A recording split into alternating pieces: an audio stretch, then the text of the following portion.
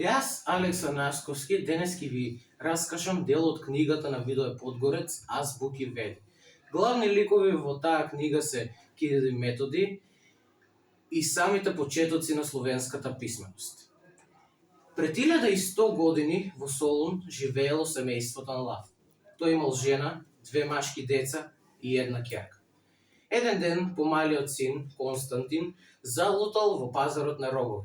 Тој пазар бил наменет за словенските заробеници. Бидејќи него сите го познавале, му рекле дека тој не припаѓа таму и дека припаѓа на друго место. Од љубопитност, утредента повторно се вратил на пазарот, но овој пат забележал еден старец и едно мало дете.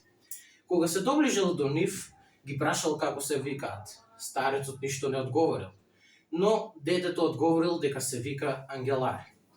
Константин исто така прашал дали се словени, а Ангелари, изненаден од фактот дека и Константин зборува словенски, почнал да му раскажува за својот живот пред да станат робови.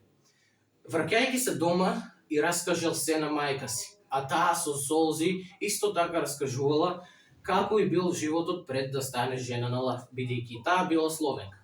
Константин имал само едно желба од татка си, а тоа било да ги откупат робовите и да живеат заедно во нивната куќа. Ако сакате да дознаете дали Константин му се исполнила желбата и каква улога имал Ангелари во животот на Константин, прочитајте книгата Азбуки Веди од Видое Подгорец.